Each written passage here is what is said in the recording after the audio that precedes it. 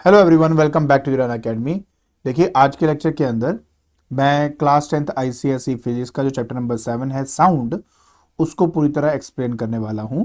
And I hope by the end of this video आपको ये पूरा चैप्टर अच्छे से समझ में आ जाएगा और अच्छे से रिवाइज भी हो जाएगा। वीडियो शुरू करने से पहले दो तीन बातें मैं बता देता हूँ। देखिए, सबसे पहली बात, अगर आपने टॉपिक वाइज इस चीज़ को अच्छे से डिटेल में स्टडी करना है तो आप मेरे चैनल में प्लेलिस्ट है, वहाँ जाइए, वहाँ पे लिखिए sound class 10th ICSE sound लिखकर आप सर्च करेंगे तो आपको वो प्लेलिस्ट मिल जाएगी जिसमें हर एक के ऊपर इंडिविजुअल टॉपिक्स मैंने बनाए हुए हैं। अगर ये भी नहीं करना तो मैंने डिस्क्रिप्शन बॉक्स के अंदर उसका लिंक डाला हुआ है, आप वहाँ जाकर प्लेलिस्ट वाला जो लिंक है उसमें क्लिक करेंगे तो डायरेक्टली वहाँ पहुँच जाओगे। ठीक है। एंड वन शॉट देखनी है तो ये आपके सामने है, इसके जो प्रीवियस क्वेश्चन है वो भी मैं करवा चुका हूँ और वो भी प्लेलिस्ट के एंड में ही दिए हुए हैं। तो जब आप करते जाएंगे तो आपको ऑटोमेटिकली वहाँ पे समझ आता जाएगा, सारे क्वेश्चन आंसर भी डिस्कस किए हुए हैं। बट इस वीडियो का इस्तेमाल आपने करना है एक बार अच्छे से आपने सब कुछ पढ़ लिया, उसके बाद जस्ट रिवाइज करने के लिए कि क्या कोई टॉपिक छूट तो नहीं गया, कोई ऐसी चीज़ तो नहीं है जो समझ में नहीं आ रही है, वो उस चीज़ों के लिए यहाँ पे आपने ये जो वीडियो है वो देखनी है। तो जल्दी से पहले तो आप वीडियो को लाइक कर दीजिए ताकि यूट्यूब को भी समझ में आए कि आपको मेरी वीडियो पसंद आ रही है और ये आगे भी रिकमेंड हो। और अगर चैनल पे नए हैं तो सब्सक्राइब कर दीजिए। तो चलिए, बिना कोई टाइम वेस्ट किए शुरू करते हैं।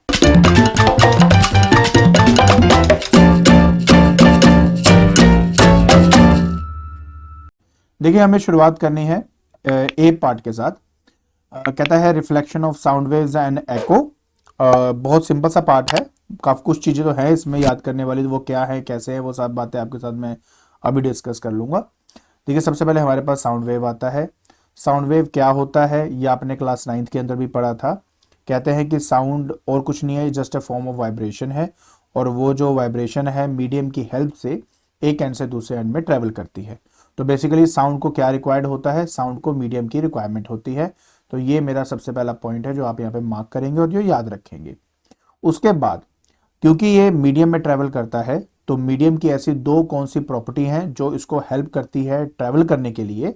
पहली बात तो वो होती है इलास्टिसिटी ऑफ द मीडियम और दूसरा बेसिकली वैसे तो इनर्शिया होता है, लेकिन यहाँ पे बताया गया है कि आपकी जो स्पीड है वो डेंसिटी पे भी डिपेंड करती है, इलास्टिसिटी पे भी डिपेंड करती है। और डेंसिटी भी बात सही है क्योंकि मॉलिक्यूल जितने नज़दीक होंगे उतनी जल्दी आपके एक मॉलिक्यूल जो है दूसरे मॉलिक्यूल को अपनी एनर्जी ट्रांसफर कर सकता है और वो जल्दी से ट्रांसमिट करेगा।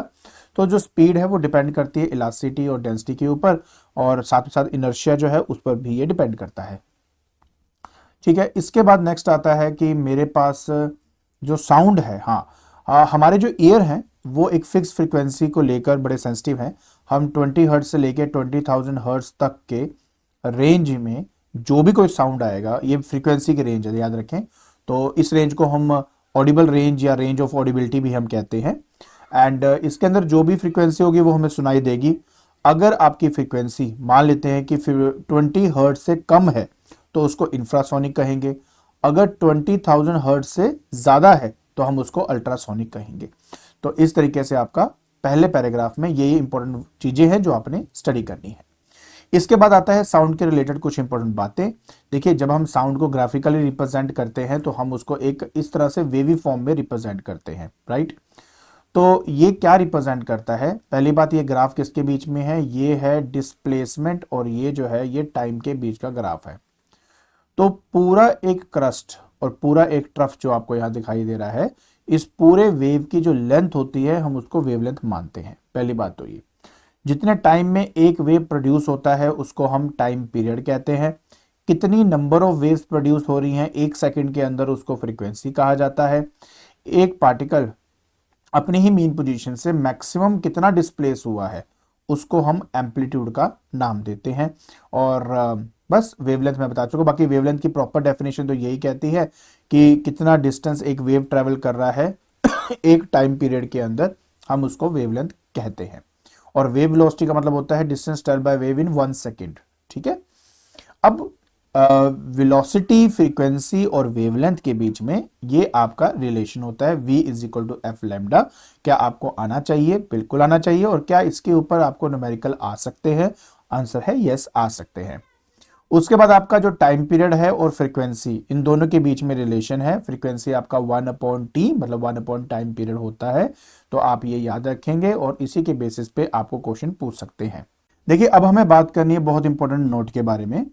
देखिए अभी मैंने आपको बताया कि v जो है हमारा एफ लैम्डा के बराबर होता है। तो जब एक साउंड आपका ट्रैवल करता है एक मीडियम से दूसरे मीडियम के अंदर, तो याद रखें कि उसकी स्पीड में एज वेल एज उसकी वेवलेंथ में फर्क पड़ता है।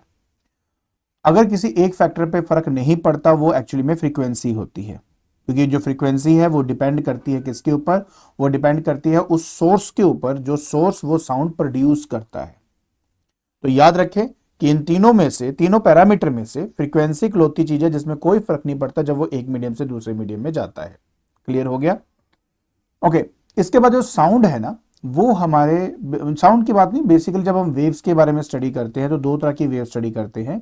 एक होता है मैकेनिकल वेव जिसको मीडियम की रिक्वायरमेंट होती है, और एक होती है हमारी इलेक्ट्रोमैग्नेटिक वेव जिसको मीडियम की रिक्वायरमेंट नहीं होती है। जब हम इलास्टिक और मैकेनिकल वेव की बात करते हैं तो उसमें लॉन्गिट्यूडनल वेव और ट्रांसवर्सल वेव आता है। तो ये आप ऑलरेडी जानते हैं कि लॉन्गिट्यूडनल वो होता है जिसमें अगर मान लो वेव एक पर्टिकुलर डायरेक्शन में मूव कर रहा है तो पार्टिकल्स जो है वो to in the direction of propagation of wave vibrate करेंगे। और अगर मैं किसी भी ट्रांसवर्स वेव की बात करूं तो वेव इस डायरेक्शन में जा रहा है, लेकिन जितने भी पार्टिकल्स हैं वो up and down perpendicular to the direction of propagation of wave आपका वो मूव करता है। देखिए अब हमने क्लास 9th के अंदर ये एक्सप्रेशन तो नहीं कहूंगा, बट हमने ये रिलेशन जरूर पढ़ा था कि जो स्पीड होती है लॉन्गिट्यूडनल वेव की वो मेरे प्रेशर और डेंसिटी पे कैसे डिपेंड करती है। तो वहां पर हमने ये स्टडी किया था कि हमारी जो स्पीड ऑफ जैसे साउंड वेव जो होती है वो inversely proportional to under root of D होती है। तो क्या आपको इस फॉर्मूले पे न्यूमेरिकल आएगा? बिल्कुल भी नहीं आएगा जी। बट आपको ये पता होना चाहिए कि अगर आपके डेंसिटी को कम या ज्यादा किया जाए तो मेरी स्पीड में क्या इंपैक्ट पड़ता है। तो एक बहुत इंपॉर्टेंट पैराग्राफ है, ये आपने जरूर पढ़ना है। यहां पे साफ साफ लिखा है कि अगर आप टेम्परेचर को बढ़ा देते हो या आपके हवा में अगर ह्यूमिडिटी बढ़ जाती है तो इन दोनों कंडीशन के अंदर जो गैस की डेंसिटी है वो कम हो जाएगी। तो याद रखें टेम्परेचर बढ़ाने से एंड इवन ह्यूमिडिटी बढ़ाने से जो डेंसिटी होती है वो हमारी कम हो जाती है, और कम होने की वजह से जो हमारा अगर डी की वैल्यू डिनोमिनेटर में डी दिया है ना, अगर इसकी वैल्यू कम हो जाएगी तो स्पीड बढ़ जाएगी ना, तो इसी वजह से हमारा स्पीड ऑफ साउंड जो है वो इंक्रीज कर जाता है। तभी कहा जाता है कि हर 1 डिग्री राइज इन टेम्परेचर के साथ स्पीड ऑफ साउंड में 0.61 मीटर पर सेकंड का इजाफा, मतलब उसमें इंक्रीज आता है। तो ये समझना बहुत इंपॉर्टेंट है, ये अलग जरूर है बट हमें पढ़ना पड़ेगा। इसके बाद एक बात ध्यान रखें कि प्रेशर का इस पे कोई भी इंपैक्ट नहीं पड़ता है। अगर आपके मन में आए कि सर ऐसा क्यों नहीं करता, वैसे तो चलो मैं बता ही देता हूं, वैसे तो 11th में हम बहुत डिटेल में बताते हैं इसके बारे में। देखिए अगर आप प्रेशर को बढ़ाओगे तो प्रेशर को बढ़ाने की वजह से जितने भी मॉलिक्यूल हैं वो एक दूसरे के नजदीक आ जाते हैं, तो अल्टीमेटली डेंसिटी में भी इंक्रीज आ जाता है। तो प्रेशर में जितना इंक्रीज आएगा, अगर डेंसिटी में उतना ही इंक्रीज आ गया, तो ओवरऑल मेरे इस फ्रैक्शन में कोई भी चेंज नहीं आ रहा, जिस वजह से वेलोसिटी आपकी एज इट इज की एज इट इज रहती है। बाकी इतनी डिटेल करने की जरूरत नहीं, मैं जस्ट आपको बता दिया क्योंकि मेरे मन में आया कि चलो बता दिया जाए वाली बात। अच्छा, उसके बाद नेक्स्ट हमारे पास क्या है कि अगर मान लीजिए कि मेरे पास एक मान लीजिए एक स्ट्रिंग है और उस स्ट्रिंग को मान लीजिए ऊपर ले जाकर एकदम से नीचे की तरफ झटका देता हूं, तो क्या होता है कि एक वेव फॉर्म होती है और वो जो वेव है वो आपकी ट्रेवल करती है। अब उसकी अपनी एक स्पीड होगी, वो जो स्पीड है उसको कैलकुलेट करने के लिए हम रूट टी बाय एम का इस्तेमाल करते हैं। क्या इसका इस्तेमाल हो सकता है न्यूमेरिकल या एमसीक्यूज में? तो आंसर है यस, हो सकता है। इसलिए इसको समझें कि under root of T by M है। यहाँ पे टी का मतलब होता है टेंशन, कितना खिंचाव है आपके स्ट्रिंग में। अब यहाँ पे सबसे बड़ी गलती ये होती है, कईयों को लगता है कि ये एम मास है, बट ये मास नहीं है, ये actually mass per unit length है रोप का। जो स्ट्रिंग का आप इस्तेमाल कर रहे हो उसका मास डिवाइड बाय लेंथ आपने यहाँ पे सब्स्टिट्यूट करना होता है। तो आई होप आपको अच्छी तरह समझ में आ गया होगा जो जो बातें मैंने आपको यहाँ पे बताई है, ठीक है। दूसरी बात, एक बात ये याद रखें, यहाँ पे भी दिया हुआ है कि अगर एक वेव ट्रेवल करती है एक मीडियम से दूसरे मीडियम के अंदर, तो उस केस में उसके जो स्पीड है, उसकी वेवलेंथ है, उसकी इंटेंसिटी जो होती है, सब में फर्क पड़ेगा। फर्क किस में नहीं पड़ता? सिर्फ और सिर्फ फ्रीक्वेंसी में फर्क नहीं पड़ेगा। तो काइंडली ये बात हमेशा अपना याद रखना। क्लियर? उसके बाद यार इलेक्ट्रोमैग्नेटिक वेव आपकी वो वेव्स है जिनको किसी मीडियम की रिक्वायरमेंट नहीं होती है, ठीक है, जिनमें पार्टिकल्स ट्रांसवर्सल नेचर के अंदर मतलब वाइब्रेट करते हैं, मतलब वेव जा रही है मान लो इस डायरेक्शन में, particle up and down perpendicular to the direction of propagation of wave में करते हैं, कोई मीडियम की रिक्वायरमेंट नहीं है। और स्पीड इनकी 3 × 10⁸ मीटर पर सेकेंड होती है। जितनी भी गामा, एक्सरे, यूवी, जितनी भी लाइट, ये सब जो होती है ना, ये सारी आपकी क्या होती हैं, एक इलेक्ट्रोमैग्नेटिक वेव्स होती हैं। बाकी देखिए ये डिस्टिंग्विश है, इनको रीड कर लेना, 2-3 डिफरेंसेस कर लेना, दैट्स इट, ज्यादा करने की जरूरत नहीं है। फिर अब हमारा शुरू होता है बेटा कि रिफ्लेक्शन ऑफ साउंड वेव क्या चीज होती है। रिफ्लेक्शन ऑफ साउंड वेव यार एग्जैक्टली वही है जो लाइट के अंदर होता है। देखिए हमने पढ़ा हुआ है कि अगर एक साउंड एक सरफेस पे आए, टकराए और टकरा के वापस उसी मीडियम में चला जाए तो उसको रिफ्लेक्शन ऑफ साउंड वेव कहेंगे। और बिल्कुल लाइट जैसे लॉज होते हैं, जितना एंगल ऑफ इंसिडेंस है उतना एंगल ऑफ रिफ्लेक्शन है, दोनों एक ही प्लेन पे लाई करते हैं, सब वही चीजें हैं। बाकी प्रॉपरली आप चाहें तो यहां पर इसको देख सकते हैं। एक सबसे इंपॉर्टेंट बात यह है, वो ये पूछ सकते हैं कि भाई रिफ्लेक्शन ऑफ साउंड वेव होने के लिए क्या क्या कंडीशंस हैं। तो यहां पे लिखा हुआ है the only requirement for the reflection of sound wave is that कि जो भी रिफ्लेक्टिंग सरफेस आप ले रहे हो उसका साइज जो साउंड आ रही है उसकी वेवलेंथ से ज्यादा होना चाहिए। तो अगर ऐसा होगा तो तभी आपकी रिफ्लेक्शन होगी, अदरवाइज रिफ्लेक्शन नहीं होगी। ठीक है, ये बात को जरूर समझे। उसके बाद बेटा हमारे पास आता है एको। एको का मतलब क्या होता है कि मान लीजिए कि मेरे पास ये एक ऑब्स्टेकल है, यहाँ पे एक पर्सन खड़ा है, फिर यहाँ से एक साउंड वेव वो प्रोड्यूस करेगा, टकराएगा, टकरा के वापस आएगा। तो जब उसको अपनी कही हुई बात दोबारा सुनाई देती है क्लियरली तो उसको एको कहा जाता है। अब इसके कुछ कंडीशंस है, कुछ बातें हैं जो मैं आपको बिल्कुल बताना चाहूंगा, लेकिन एक दो बातें और मैं थोड़ा यहाँ पे प्लीज समझाना मेरे लिए बहुत इंपॉर्टेंट है। पहले तो डेफिनेशन को प्लीज रीड कर लेना। नोट बहुत इंपॉर्टेंट है। ये कह रहा है कि अगर मान लीजिए आपने कुछ बोला, टकराने के बाद साउंड आ गई, आपकी कही हुई बात अभी खत्म नहीं हुई और आपको आपकी ही आवाज सुनाई देनी शुरू हो गई, तो हम उसको एको नहीं कहेंगे। एको सिर्फ तभी कहते हैं जब आपने कुछ बोल दिया, उसके बाद टकरा के फिर आपको सुनाई दे रही है, तो उसको एको कहते हैं। आपके बोलते वक्त ही अगर आपको सुनाई देने लग गई तो वो एको नहीं मानी जाती। ठीक है, कंडीशन क्या है इसके लिए, एको के लिए? देखिए मैं आपको एक बात क्लियर कर दूं, हमारी एक परसिस्टेंस ऑफ हियरिंग होती है। परसिस्टेंस ऑफ हियरिंग का मतलब होता है कि एक साउंड और दूसरे साउंड के बीच में सेपरेशन, अगर आप मतलब अगर आप इन दोनों को डिस्टिंग्विशली या अलग अलग सुनना चाहते हो तो उन दोनों के बीच में 0.1 सेकंड का गैप होना चाहिए। जैसे मान लो आपने अपनी, जैसे आपने बोला, बोलते वक्त आपको अपनी आवाज भी सुनाई देगी, एक टकरा के भी आने वाली है, तो जो आपने पहली वेव सुनी है और जो टकरा के आ रही है उन दोनों के बीच में 0.1 सेकंड का अगर गैप होगा तो आपको दो अलग अलग आवाजें सुनाई देंगी, अदरवाइज क्या होगा, एक दूसरे पे ओवरलैपिंग हो जाएगी। तो इसलिए सबसे इंपॉर्टेंट बात क्या है कि आपका जो सेपरेशन है फ्रॉम द ओरिजिनल साउंड कितना होना चाहिए, लगभग 0.1 सेकंड का होना चाहिए। बाकी देखो यार सिंपल सी बात है, हर एक टेम्परेचर में डिफरेंट टेम्परेचर में स्पीड डिफरेंट होता है। मान लें ऑर्डिनरी टेम्परेचर अगर मैं 340 की स्पीड ले लेता हूं, अब यहां पे ध्यान से देखिए बेटा, टाइम क्या होता है। देखो पहले तो हम यहां बात करेंगे स्पीड क्या होती है। स्पीड होता है डिस्टेंस ओवर टाइम। तो इसमें देखो क्या हो रहा है कि एक सोर्स साउंड प्रोड्यूस कर रहा है, टकरा के वापस आ रहा है, तो अगर मान लो डी डिस्टेंस जाने में और डी डिस्टेंस आने में लग रहा है तो टोटल डिस्टेंस कितना हो गया आपका, 2d हो गया। तो 2d यहां ले लिया, नीचे ले लिया हमने टी को 0.1 डाल दिया, इसको हमने डाल दिया 340। तो जब हम डी फाइंड करेंगे तो हमारा 17 मीटर हमारा आंसर आ जाएगा। इसका मतलब क्या हुआ कि भाई मिनिमम टू मिनिमम जो एक डिस्टेंस होना चाहिए ऑब्स्टेकल और लिसनर के बीच में वो लगभग 17 मीटर का होना चाहिए। अगर उससे कम हुआ तो वो एको नहीं माना जाएगा, उससे ज्यादा हो जाएगा कोई टेंशन नहीं, उससे कम नहीं हो सकता आपका। ठीक है, तो पहले तो आपका पहला पॉइंट ये रहा। दूसरा, अगर आपने कोई बात बोली है और बार बार वो मल्टीपल रिफ्लेक्ट कर रही है, बोल के खत्म हो गए, फिर टकरा रही है, आ रही है, टकरा रही है, आ रही है, टकरा रही है, तो मल्टीपल अगर रिफ्लेक्शंस हो रहे हैं तो और काफी देर तक आपका साउंड जो है वो आपको सुनाई दे रहा है तो उसको रिवर्बिरेशन हम कहते हैं। तो 3 बेसिक कंडीशंस हैं जो याद रखनी है। सबसे पहले क्या है यार कि जो मिनिमम डिस्टेंस है एक लिसनर और ऑब्स्टेकल के बीच में वो 17 मीटर का होना चाहिए। दूसरा क्या है कि जो रिफ्लेक्टर है जिससे साउंड रिफ्लेक्ट होके आएगी उसका साइज साउंड की वेवलेंथ से ज्यादा होना चाहिए। और तीसरा, साउंड में यार इंटेंसिटी, मतलब उसमें एनर्जी तो हो। अगर मैं हेलो बोल दूंगा, अब कितनी के आवाज आके टकरा के वापस आएगी। तो एक बहुत इंपॉर्टेंट है कि साउंड के अंदर इंटेंसिटी होनी चाहिए, ताकि वो उसमें मतलब इंटेंसिटी उसमें इतनी एनर्जी होनी चाहिए कि वो जाए, टकरा के वापस आए। तो यहाँ से आपका आ जाएगा।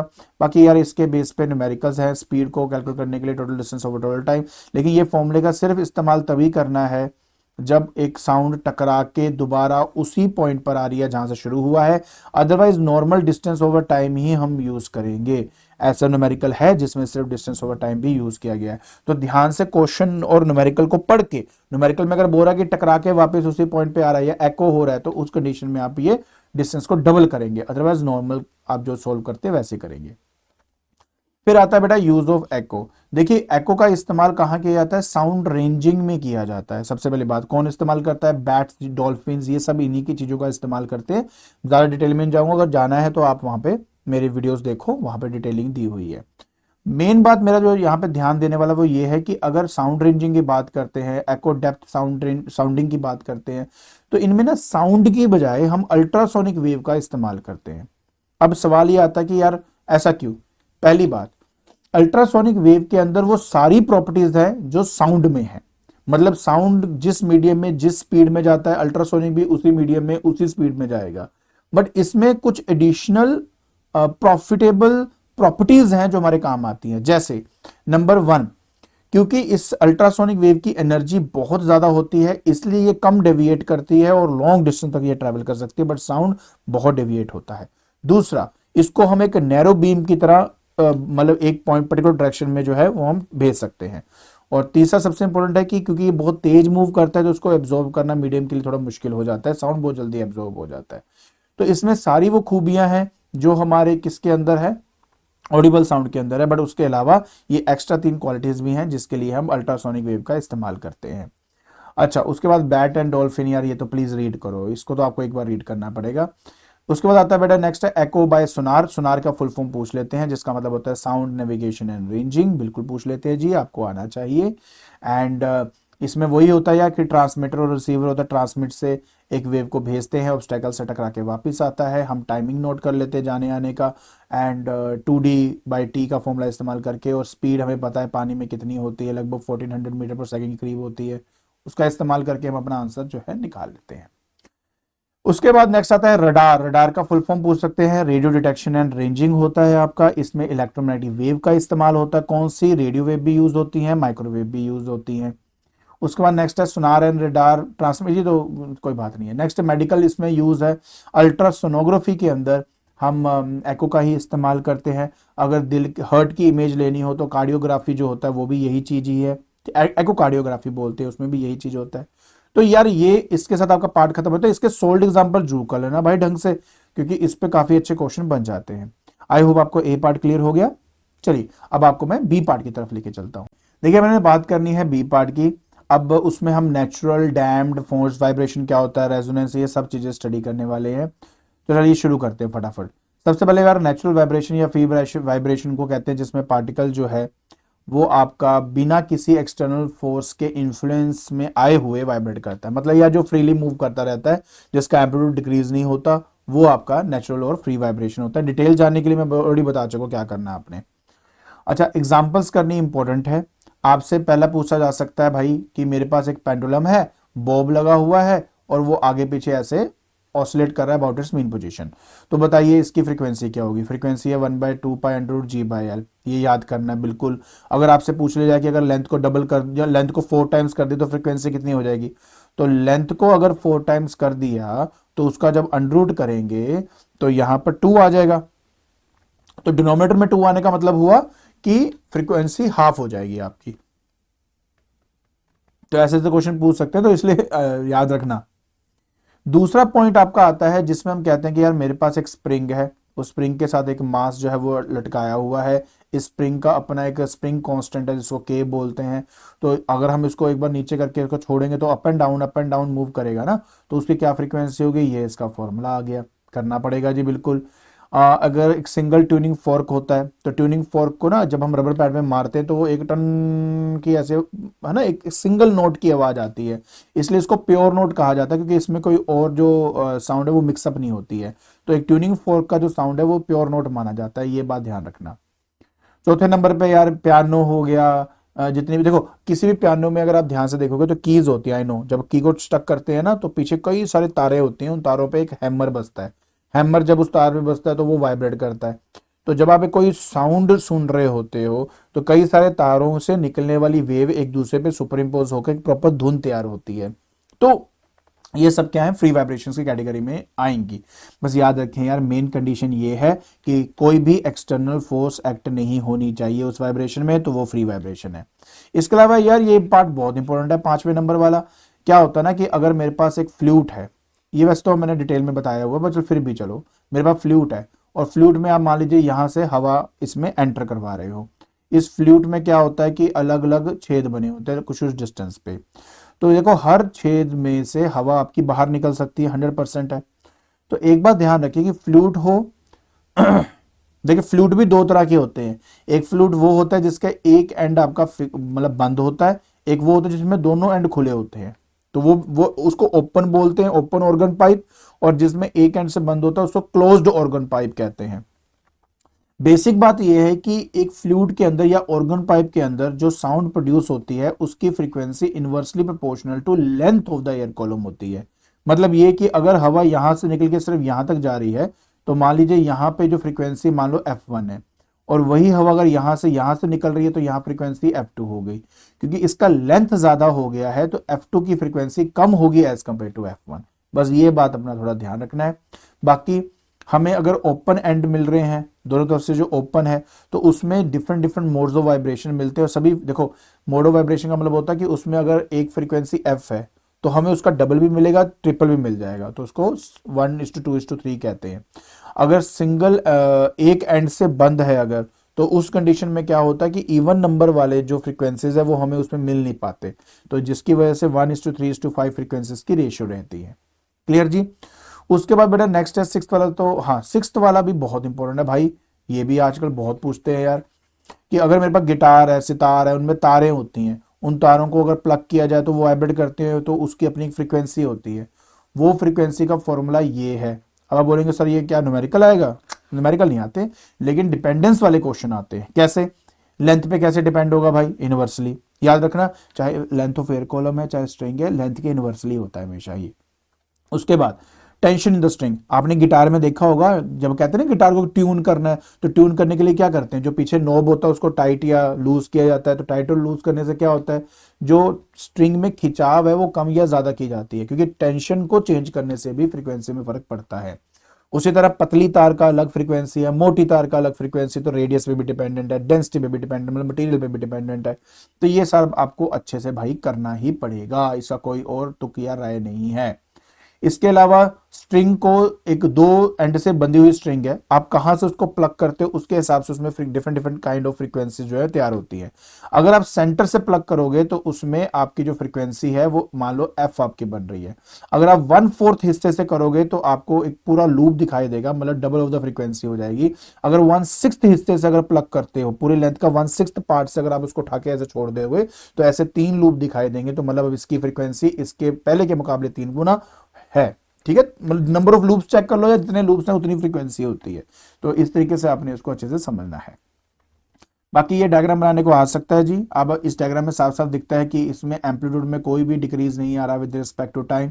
तो ये बहुत इंपॉर्टेंट बात है जब ड्रॉ करने वक्त याद रखना। और आपसे पूछ सकते हैं अंडर व्हाट कंडीशन ये आपका टेक प्लेस कर सकता। तो आंसर है कि भाई वैक्यूम में आप करो, वैक्यूम में कोई भी एक्सटर्नल फोर्स एक्ट नहीं करेगी, जिसकी वजह से इसके एम्पलीट्यूड में गिरावट नहीं होने वाली है। क्लियर। फिर आता है यार हमारा डैम्ड वाइब्रेशन। देखो डैम्ड वाइब्रेशन का मतलब होता है जब कोई चीज वाइब्रेट करती हो under the influence of external forces. अब बोलेंगे एक्सटर्नल फोर्सेस कैसे? या देखो पेंडुलम, जब तुम मान लो तुम कहीं भी पेंडुलम ले लो, पेंडुलम को जब तुम किसी एक एंड से छोड़ते हो तो आफ्टर सम टाइम वो रुकता है ना। क्यों? क्योंकि वहां पे हवा है। हवा जो है वो क्या करती है, इसके मोशन को एक फ्रिक्शनल फोर्स प्रोवाइड करती है, जिसकी वजह से इसमें लगातार एनर्जी इसकी डिसिपेट होती रहती है। एट द एंड क्या होता है, वो बिल्कुल ही आपका रुक जाएगा। तो याद रखें, यहां पे साफ साफ लिखा हुआ है कि यार जो एम्पलीट्यूड है मोशन का वो डिक्रीज होता है फ्रिक्शनल फोर्स की वजह से। डन हो गया। एंड बाकी जो जितना मर्जी पढ़ते रहो सारी बातें वही है यार, कि इसमें कॉन्टिन्यूसली एनर्जी की डिसिपेशन होती रहती है, क्योंकि वो लगातार वर्क कर रहा है against the force of friction. And after some time क्या होगा कि एम्पलीट्यूड आपके ग्रेजुअली डिक्रीज हो रहा है, आफ्टर सम टाइम तो बिल्कुल ही रुक जाएगा आपका। तो इसके ऊपर तो आपको प्रीवियस में क्वेश्चन भी आया था। क्या ये ड्रॉ करने को आ सकता है? हाँ जी आ सकता है जी, बिल्कुल करना है आपने। एग्जाम्पल पूछते होते हैं डैम्ड के अंदर। तो आपने जितने भी पहले किए थे ना एग्जाम्पल, जैसे मान लो आपने कहा था कि पेंडुलम को ऑसिलेट करवाना, बस लिख देना कि इन एयर, ये जरूर लिख देना बस साथ में। जब आप इन एयर लिख दोगे मतलब अब एक्सटर्नल मीडियम आ चुका है जिसकी वजह से अब ये रुकेगा। तो ये है आपका आंसर। ठीक है, डैम्ड और इसके में दो दो डिफरेंसेस पढ़ लेना, ज्यादा करने की जरूरत नहीं, बट मेन वही है। अब आता है फोर्स्ड वाइब्रेशन। भाई देखो फोर्स्ड वाइब्रेशन का क्या मतलब है। देखिए यार सिंपल सी बात है, मान लो आपका कोई कोई रिलेटिव ले लेते हैं यार, भाई बहन छोटा बड़ा जो भी है ना, वो स्विंग में बैठा हुआ है, आप उसने आपने क्या किया, उसको एक बार धक्का दिया। जब आप उसको एक बार धक्का देंगे और उसको धक्का देना छोड़ दो तो क्या होगा, आफ्टर सम टाइम वो रुक जाएगा, वो हो गया डैम्प्ड वाइब्रेशन, क्योंकि हवा की वजह से एनर्जी रुक रही है। लेकिन अगर आप चाहते हो कि उसकी ये जो है जो फ्रीक्वेंसी है या उसका जो एम्पलीट्यूड है मेंटेन रहे, तो क्या करना पड़ेगा, आप उसको लगातार धक्का देते रहेंगे। तो आप लगातार क्या कर रहे हो, फोर्स प्रोवाइड कर रहे हो, जिससे उसका एम्पलीट्यूड मेंटेन हो रहा है। तो उस टाइप की वाइब्रेशन को हम फोर्स्ड वाइब्रेशन कहते हैं, और वही यहाँ पे लिखा हुआ है। ठीक है जी। तो इसमें तीन तरह के फोर्सेस लगते हैं, एक तो रिस्टोरिंग फोर्स जिसकी वजह से बॉडी वापस अपनी मीन पोजीशन पे आता है, दूसरा रेजिस्टेंस फोर्स, और तीसरा आपकी एक्सटर्नल फोर्स जो उस पर अप्लाई हो रही है। जो फोर्स आप अप्लाई करते हो उसको ड्राइविंग फोर्स का नाम दिया गया है, ये बात याद रखें, जो आप अप्लाई करते हो। ठीक है। अब ये सब क्या है, फोर्स वाइब्रेशन हो गया। अब एक बात समझनी बहुत इंपॉर्टेंट है, वही स्विंग वाला एग्जांपल लेते हैं।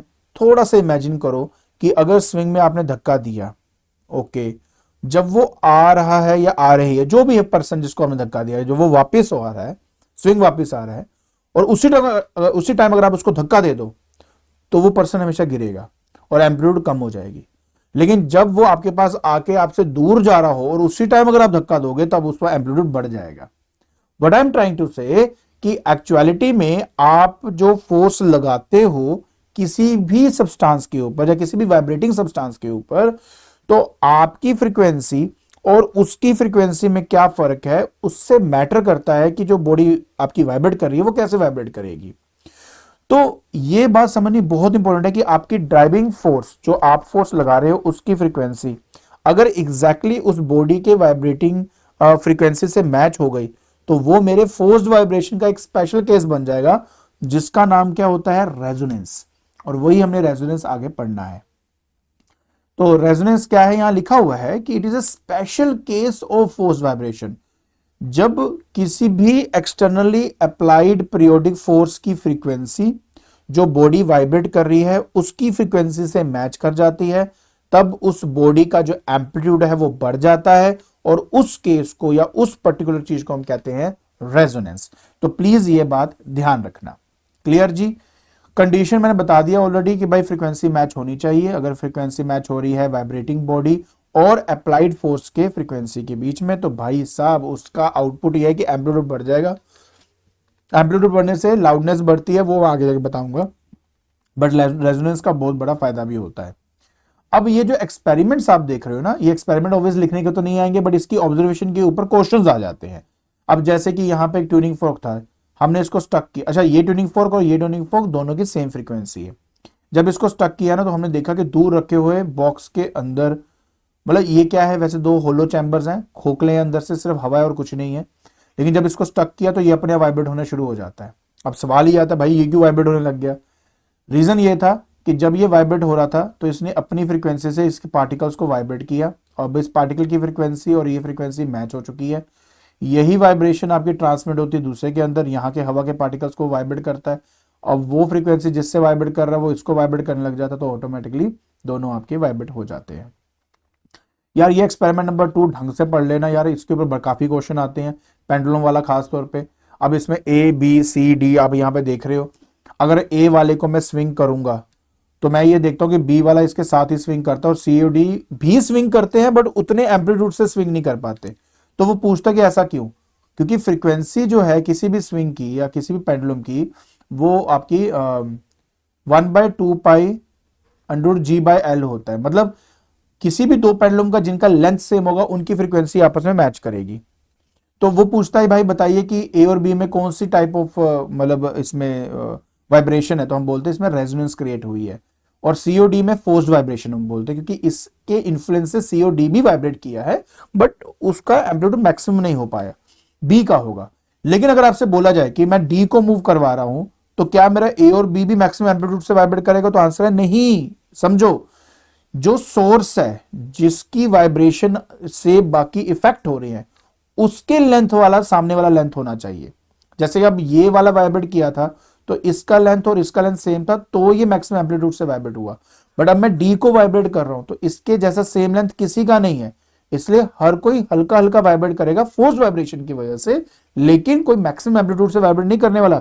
तो ये मत सोचना कि ए और बी की लेंथ सेम है तो ये मैक्सिमम वाइब्रेट करेंगे, ना ना ना ना ना।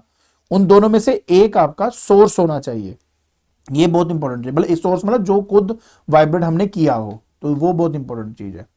बाकी यार ये ऑब्जर्वेशन को एक बार अच्छे से रीड कर लेना, अगर नहीं पढ़ने का मन है, वीडियो देखने का मन है, वो देख लेना, उसमें बहुत कुछ बताया हुआ है डिटेल में सब कुछ। उसके बाद बेटा रेजोनेटिंग एयर कॉलम है। ये इसमें क्या होता है कि ये रेजरवायर होता है, हम रेजरवायर को अप एंड डाउन करके ये पानी के लेवल को ना अप एंड डाउन हम कर सकते हैं। तो एक्चुअलिटी में क्या होता है यार, एक ट्यूनिंग फोर्क होता है, वो स्ट्राइक कर रहा होता है, वो साउंड नीचे आता है, टकरा के वापस आता है। एक्चुअली में ये सब हो रहा होता है। इसके अंदर के जो हवा के पार्टिकल्स हैं हम उनको वाइब्रेट करते रहते हैं with the effect of this tuning fork. तो जैसे हम इसको नीचे लेके आते हैं ना, तो ये पानी का लेवल नीचे आता रहता है। एक ऐसा पॉइंट आता है जब जहां पर मुझे एकदम से ना तीखी सी आवाज सुनाई देती है, एक लाउड आवाज सुनाई देती है, और हम उस लेंथ ऑफ एयर कॉलम को कैलकुलेट कर लेते हैं। उसके बाद हमने क्या किया, इसको और नीचे करने लग गए, तो पानी का लेवल और नीचे जा रहा है, नीचे जा रहा है। फिर हम देखते हैं कि एक ऐसा पॉइंट फिर से आता है, फिर से लाउड साउंड मुझे सुनाई देती है। अगर इसका लेंथ L है ना, और मान लो यहां जाके आपको सुनाई दी, तो यहां से यहां तक इसका लेंथ जो होगा वो 3L होगा।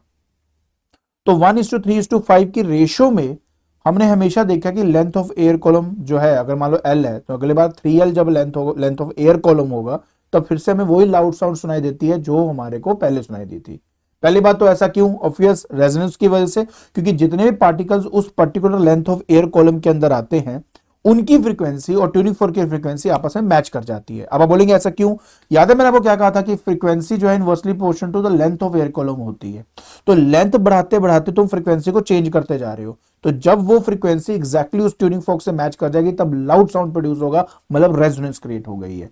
तो ये सारी बातें यार डिटेल तो मैंने बताई हुई है भाई जी, आप लोगों को एक बार ढंग से अच्छे से मतलब रिवाइज करना पड़ेगा। बट अदरवाइज आपको मेन मेन बातें बता दी। ये तीनों एक्सपेरिमेंट बहुत इंपॉर्टेंट है, इनमें क्वेश्चन काफी बच जाते हैं। ठीक है जी। बाकी ये डिफरेंसेस है, काइंडली एक दो डिफरेंसेस जो से कर लेना। इसके अलावा ये सब एग्जांपल्स इंपॉर्टेंट है यार, इसके ऊपर काफी क्वेश्चन बन जाते हैं। रेजोनेटिंग पेंडुलम वाला एग्जांपल दे चुका हूँ। Resonance in the machine part, देखो जो पुराने टाइप के वेस्पा के स्कूटर होते थे ना, खासतौर पे हमने बोला, मैं तो बहुत चलाया हुआ है, वो बहुत देखा है मैंने वो भी, कि यार जिस टाइम वेस्पा के स्कूटर जो खड़क जाते थे मतलब काफी, तो उस टाइम क्या होता था कि एक ऐसा टाइम आता था कि जब हम रेस देते थे ना, तो जितने भी मेटालिक बॉडी है वेस्पा की वो खड़कने लग जाती थी, उसकी तेज तेज आवाजें आने शुरू हो जाती थी, रैटलिंग साउंड आना शुरू होता था।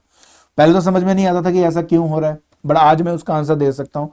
वो इसलिए होता है क्योंकि जब इंजन को हम एक स्पेसिफिक फ्रीक्वेंसी में, मतलब जब हम देखो, रेस बढ़ाने से क्या होता है, रेस बढ़ाने से जो इंजन है उसके अंदर वाइब्रेशन बढ़ जाती है। तो जब मेरे इंजन की फ्रीक्वेंसी और जो मेटल सरफेस है, मेटल बॉडी है जो वेस्पा की, अगर उसकी फ्रीक्वेंसी आपस में मैच कर जाएगी तो रेजोनेंस क्रिएट होता है, जिसकी वजह से वो तेज एम्पलीट्यूड से वाइब्रेट करता है, मतलब एक रैटलिंग साउंड जो है वो हमें सुनाई देनी शुरू हो जाती है। तो ऐसे क्वेश्चन। उसके बाद म्यूजिक बॉक्स के नीचे देखो, कभी भी साउंड बॉक्स, गिटार जो होता है, गिटार के नीचे देखा कि आपने एक बॉक्स बना होता है, उसमें सिवाय हवा के और कुछ भी नहीं होता। लेकिन ऐसा क्या होता है उसके अंदर, कि उसके अंदर जो हवा होती है ना, जब हम कोई स्ट्रिंग को स्टक करते हैं, तो स्ट्रिंग की फ्रीक्वेंसी और जो हवा अंदर होती है उसकी फ्रीक्वेंसी आपस में मैच कर जाती है, जिसकी वजह से रेजोनेंस होता है, लाउड साउंड प्रोड्यूस होती है। सारी बातें वही हैं यार, घूम फिर के आती रहेंगी। सेम आपका फोर्थ है ब्रिज वाला केस, और ये भी बहुत इंपॉर्टेंट है यार, आजकल रेडियो और टीवी सिग्नल का काफी पूछते हैं कि जैसे मान लो रेडियो है, अब रेडियो हर कोई सिग्नल में थोड़ा ना तो चलता रहता है, एक पर्टिकुलर फ्रीक्वेंसी होती है, जैसे 92.7 बिग एफएम की अगर मैं बात कर रहा हूँ, तो अगर मैं उसकी बात कर रहा हूँ तो उस पर्टिकुलर फ्रीक्वेंसी में ही क्यों आपका ये वाइब्रेट करता है, मतलब सॉरी हमें आवाजें आती हैं। क्या होता है कि आपके जो रेडियो सेट होते हैं, जो टीवी रिसीवर्स होते हैं ना, उनके अंदर कैपेसिटर्स और इंडक्टर्स लगे होते हैं। तो बेसिकली जब हम उसकी फ्रीक्वेंसी को चेंज कर रहे होते हैं, तो बेसिकली हम कैपेसिटेंस को चेंज करते हैं, तो उससे ओवरऑल सेटअप की फ्रीक्वेंसी में फर्क पड़ जाता है। तो ऐसा करने से क्या होता है कि देखो, हवा में रेडियो वेव्स तो चल ही रही है ऑटोमेटिकली, तो जिस टाइम आपके सेट की फ्रीक्वेंसी और जो ऊपर वेव्स जा रही है उनकी फ्रीक्वेंसी आपस में मैच कर जाएगी, तो रेजोनेंस क्रिएट हो जाएगा, जिसकी वजह से वो सिग्नल को कैच कर लेगा और मैं वो पर्टिकुलर स्टेशन को सुन सकता हूं। तो ये सब चीजें टेक प्लेस करती हैं इस पार्ट में। तो तो यार ये बी पार्ट बहुत काफी खतरनाक सा है, इसको अच्छे से एक बार रीड थ्रू करना। आई होप आपको समझ में आ गया होगा। चलिए जल्दी से आपको मैं सी पार्ट की तरफ लेके चलता हूं। देखिए अभी हमें बात करनी है सी की, characteristic of sound and their subjective and objective nature. Okay so जब हम कैरेक्टरिस्टिक ऑफ साउंड के बारे में बात करते हैं तो मतलब है कि किसी भी दो साउंड को आपस में डिस्टिंग्विश करना है तो कौन कौन से कैरेक्टर से हम उनको डिस्टिंग्विश कर सकते हैं। हम बेसिकली तीन कैरेक्टरिस्टिक का इस्तेमाल करते हैं, लाउडनेस, पिच एंड क्वालिटी। ज़्यादातर जो क्वेश्चन आते हैं वो यही आता है कि लाउडनेस किन फैक्टर्स पे और कैसे डिपेंड करता है, ये सब चीज़ें इसमें ज़्यादा आती हैं। ठीक है, लेकिन शुरुआत करते हैं पहले लाउडनेस पे। जो है लाउडनेस वो कैरेक्टरिस्टिक है किसी भी साउंड के अंदर जो लाउड साउंड और सॉफ्ट साउंड को आपस में डिस्टिंग्विश करता है। अच्छा ये अच्छा हम कैसे इसको मेजर कर सकते हैं कि भाई कि कौन सी लाउड है कौन सी सॉफ्ट है, वो एक्चुअली में उसके एम्पलीट्यूड को देख के किया जा सकता है। अब जैसे ये वेव है, इसका स्मॉल एम्पलीट्यूड है, इसका लार्जर एम्पलीट्यूड है, तो ये इसको सॉफ्ट साउंड कहूंगा, इसको मैं लाउड साउंड कहूंगा। ठीक है, इसके बाद लाउडनेस मैंने जैसे कह दी किस पे डिपेंड करती है, ये आपके एम्पलीट्यूड पे डिपेंड करती है। उसके बाद नेक्स्ट आता है बेटा आपके पास इंटेंसिटी को यार इतना डिटेल में करने की जरूरत नहीं है, मेन आपने पढ़ना है इसमें किन फैक्टर्स पे और कैसे ये आपका डिपेंड करता है। देखिए एक बार बता देता हूं, जब हम यहाँ पर इफेक्ट ऑफ लाउडनेस के बारे में बात करते हैं, ओके सो फैक्टर्स अफेक्टिंग की बात करेंगे तो बेटा सबसे पहले आता है कि ये मेरे एम्पलीट्यूड पे डिपेंड करता है, बट कैसे, तो loudness directly proportional to amplitude के स्क्वायर पे ये आपका डिपेंड करता है। मतलब ये कि अगर एम्पलीट्यूड आपका डबल कर दिया जाए तो लाउडनेस आपका 4 टाइम्स हो जाएगा। क्यों, क्योंकि उसका हमें स्क्वायर करना होगा। ठीक है, दूसरा ये डिपेंड करता है inversely proportional to distance square पे, मतलब डिस्टेंस जितना ज्यादा होगा आपकी लाउडनेस उतनी कम हो जाएगी। तीसरा ये surface area of the vibrating body पे डिपेंड बिल्कुल करता है। देखिए एक छोटी सी बेल और एक बड़ी बेल में हमें लाउडनेस का डिफरेंस सुनाई देता है, वो इसलिए क्योंकि जितना ज्यादा सरफेस एरिया होगा उतना ज्यादा आपका जो है वो उतना ही ज्यादा क्या होगा, उसका एम्पलीट्यूड होगा, और जितना ज्यादा उसका एम्पलीट्यूड होगा उतनी लाउड साउंड जो है वो हमें सुनाई देती है। फिर आता है ये डेंसिटी ऑफ ए मीडियम पे डिपेंड करता है, जितनी ज्यादा डेंसिटी होती है बेटा उतनी ज्यादा लाउडनेस होती है। और फिफ्थ रेजोनेटिंग बॉडी, जो मैंने आपको गिटार के नीचे बॉक्स का एग्जांपल दिया था वो इसी पे बेस्ड है कि जब आपकी रेजोनेंस क्रिएट होती तो रेजोनेंस से क्या होता था कि मेरी जो वेव्स होती थी वो हाई एम्पलीट्यूड पे वाइब्रेट करती थी, तो एम्पलीट्यूड बढ़ने से क्या होगा, लाउडनेस बढ़ जाती है। ठीक है, इसके अलावा यार कि अच्छा मैं तुम्हें थोड़ा बता ही देता हूँ यार इंटेंसिटी के बारे में क्या है। देखिए यार क्या होता है, मैं तुम्हें समझाने की कोशिश करता हूँ, शायद आपको समझ में आए। देखिए मैं अगर आपसे ये कहूं कि मेरे पास ये एक स्पीकर है सपोज, और मान लेते हैं कि ये मैंने एक शीट ऑफ पेपर यहाँ पे लिया हो जिसका पर्टिकुलर एरिया जो है ए है। अब इसमें जो साउंड वेव्स हैं वो लगातार निकल रही है, तो बेसिकली साउंड की एनर्जी है। अब कितनी amount of sound energy per unit area per unit time इस मतलब इसमें से निकल रही है, उसको इसकी इंटेंसिटी कहा गया। तो इंटेंसिटी का मतलब क्या होता है कि energy per unit area per unit time. Energy होता है जूल, नीचे एरिया का हो गया मीटर का स्क्वायर और टाइम का हो गया टी। आपको पता है joule energy per unit time ना, अरे जूल पर टाइम को तो वॉट भी कहते हैं, तो वॉट पर मीटर स्क्वायर भी इसका यूनिट हो जाता है। तो बेसिकली क्या है ना कि जिसके अंदर इंटेंसिटी ज्यादा होगी ऑटोमेटिकली हम कहेंगे उस साउंड का जो मतलब एनर्जी है वो ज्यादा है, एंड लाउडनेस भी ऑटोमेटिकली ज्यादा होगी। तो याद रखें बेटा अपना कि लाउडनेस और इंटेंसिटी के बीच में जो आपकी रिलेशन है वो ये है, L इक्वल टू के लॉग ऑफ आई। डेरिवेशन बिल्कुल नहीं करनी है आपने, इतनी सब कुछ आपको दी हुई है, बिल्कुल भी नहीं करनी है आपने, ना ना ना एंड तक बिल्कुल कुछ नहीं करना। भाई याद रखना है कि लाउडनेस का यूनिट क्या है, फोन, और किस अगर हमने लेवल ऑफ साउंड को रिप्रेजेंट करना तो उसके लिए हम डेसिबल का इस्तेमाल करते हैं। तो ये सब आपने अच्छी तरह यहाँ पे कर लेना है। उसके बाद आता है बेटा नॉइस पोल्यूशन, बिल्कुल आपने पढ़ना, ये पढ़ने की जरूरत नहीं है आपको। नॉइस पोल्यूशन की बात करते हैं, देखिए यार किसी के लिए कोई साउंड नॉइस हो सकता है, किसी के लिए साउंड नॉइस नहीं भी हो सकता, लेकिन अगर मुझे मेजर करके ही बताना पड़े तो मैंने ये देखा कि जिस साउंड का लेवल 120 डेसिबल से ऊपर हो गया तो हम उसको नॉइस ही मानते हैं। एक safe limit of level of sound जो है वो 0 से लेके 80 डेसिबल है, और जो सूदिंग साउंड होता है उसका साउंड लेवल 30 डेसिबल से लेके 10 डेसिबल तक होता है। ठीक है, एंड बस मेन चीज तो यही है यार। उसके बाद नेक्स्ट आता है पिच आपका। अब पिच का मतलब क्या होता है बेटा, पिच ना एक्चुअली डिस्टिंग्विश करती है श्रिल आवाज और तीखी आवाज और एक ब्लंट आवाज के बीच में। आपने कभी देखा होगा जो जो लेडीज होती है, जो वुमेन्स होती हैं, उनके जो गर्ल्स होगी हमारी, तो उनके जो आवाज होती है वो थोड़ी तीखी होती है एज कंपेयर टू किसी मैन की आवाज। अगर देखें बॉय की अगर आप आवाज देखते हैं तो उसमें फर्क होता है। क्यों? क्योंकि उनकी पिच की वजह से। पिच किस पे डिपेंड करती है? फ्रीक्वेंसी के ऊपर। अगर आपका कोई सोर्स ज्यादा नंबर ऑफ वेव्स प्रोड्यूस कर रहा है एवरी सेकंड तो मतलब उसकी पिच हाई होगी, वो श्रिल आवाज होगी। अगर number of waves come produce हो रही है पर सेकंड तो वो आपके एक लो नोट की आवाज होगी, श्रिल नहीं होगी, ग्रेव आवाज होगी आपकी। अब जैसे एक बड़ा अच्छा एग्जांपल इस वेव में दिया हुआ है, देखो ये सेम टाइम पीरियड के अंदर एक ही वेव प्रोड्यूस हो रही है और यहां सेम टाइम पीरियड के अंदर दो वेव प्रोड्यूस हो रही है। तो इसमें इसकी फ्रीक्वेंसी इससे डबल है तो इसलिए ये श्रिल आवाज होगी as compare to this one. तो इस तरह से बेटा हमें देखना होता है। तो पिच किस पे डिपेंड करता है? पिच डिपेंड करता है बेटा फ्रीक्वेंसी के ऊपर आपका, ठीक है। और उसके ही रिलेटेड ये एग्जांपल्स हैं, काइंडली इसको जरूर पढ़ लेना, ठीक है। सब इंपॉर्टेंट होते हैं आपके एग्जांपल। इसके बाद बेटा नेक्स्ट आता है subjective nature and objective nature of क्या कहते हैं आपके पास फ्रीक्वेंसी। देखिए यार सिंपल सी बात है, मैं आपको बड़ा एक सिंपल सी एक चीज बताता हूँ कि पिच क्या है। पिच एक ऐसा एहसास या एक ऐसा सेंसेशन है जिसको मैं मेजर नहीं कर सकता, बट क्या चीज मेजर करके मैं बता सकता हूँ किसकी पिच ज्यादा है किसकी पिच कम है, वो है उसकी फ्रीक्वेंसी। तो यही एक सब्जेक्टिव एंड ऑब्जेक्टिव नेचर का मतलब होता है। देखिए जो सब्जेक्टिव है उसका मतलब होता है कि पर्सपेक्टिव बेस्ड आपका, पर्सन टू पर्सन ये वेरी हो सकता है किसी को ये पिच ज्यादा लगे किसी को लगे पिच कम करे। लेकिन ऑब्जेक्टिव का मतलब होता है कि हम किस चीज से मेजर करके क्वांटिटेटिवली हम उसको बता सके कि हाँ यार इतने टाइम ज्यादा है इतने टाइम्स कम है, या ये ज्यादा है ये कम है। तो इसलिए जो चीज आप मेजर करके बता सकते हो वो ऑब्जेक्टिव हो जाता है, और जो आप सिर्फ अपने सेंसेशन के बेसिस पे बोलते हो वो सब्जेक्टिव होता है। जैसे कि लाउडनेस के केस में जो इंटेंसिटी है आपकी या फिर एम्पलीट्यूड है आपका, वो क्या था? वो एक ऑब्जेक्टिव नेचर था क्योंकि आप उसको मेजर कर सकते हो। लेकिन जब आप लाउडनेस के बारे में बात करते हो तो वो सेंसेशन बेस्ड है, किसी को लगता है किसी को लाउड आवाज लगती है किसी को नहीं लगती है, तो वो आपका सब्जेक्टिव नेचर होता है उसका। अब हम बात करते हैं बेटा क्वालिटी की।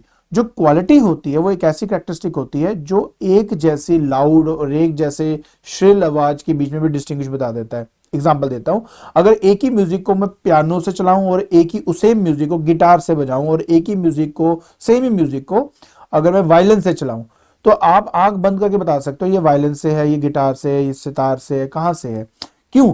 क्योंकि हर एक अपने साउंड का या हर एक इंस्ट्रूमेंट से निकले हुए म्यूजिक का अपना एक वेव फॉर्म होता है, उसके वेव का एक पैटर्न होता है।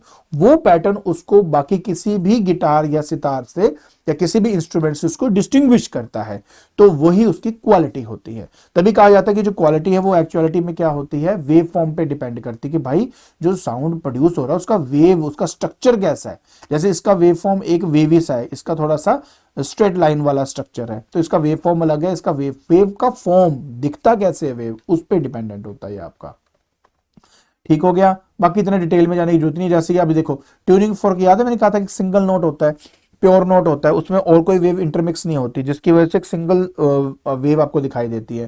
लेकिन अगर मैं पियानो की बात करूं तो उसमें कई सारी स्ट्रिंग्स होती हैं, हर स्ट्रिंग से अगर धुन निकलेगी वो सारी धुनें एक दूसरे पे सुपर इम्पोज होगी, उनके मिश्रण से एक नया वेव तैयार होगा और वो दिखेगा कुछ ऐसा सा।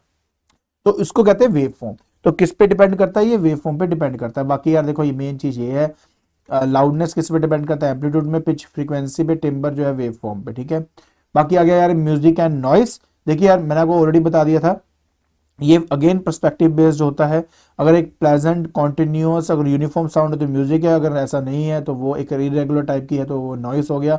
बाकी एक सूदिंग जो साउंड होता है वो हमारे लिए 10 डेसिबल टू 30 डेसिबल होता है, तो नॉर्मली म्यूजिक हम इसमें अच्छा हमें लगता है। बट अगर 120 डेसिबल अगर क्रॉस कर गया तो भाई सीधी सी बात है वो एक नॉइस की कैटेगरी में आ जाएगा। बाकी यहाँ लिखा हुआ है यार कि एक साउंड जो है वो म्यूजिक या नॉइस जो है वो एक सब्जेक्टिव पार्ट है। जैसे रॉक म्यूजिक है, हो सकता है कि एक रॉक म्यूजिक यंगस्टर्स की बात करें तो उनको बहुत पसंद आ सकता है, और वही रॉक जो रॉक म्यूजिक है अगर किसी भी एल्डरली पर्सन को सुनाया जाए तो उनको वो शोर जो है वो सुनाई दे। तो बेसिकली वो पर्सपेक्टिव बेस्ड हो जाता है। तो इस तरीके से आपका ये सी पार्ट कवर हो जाता है। आई होप आपको यार समझ में आ गया होगा, और अगर अभी तक अगर आप ये वीडियो को देख रहे हो तो आई होप आपको पसंद भी आया होगा। पसंद आया तो वीडियो को लाइक करें यार, और शेयर करें अपने फ्रेंड्स के साथ, ताकि हमारा ये चैनल, प्यारा सा चैनल जो हमने बनाया है, ये ग्रो हो सके और काफ़ी लोगों की हम हेल्प कर सके अपने इस एजुकेशन से, राइट। तो आज के लिए बस इतना ही। Thank you so much.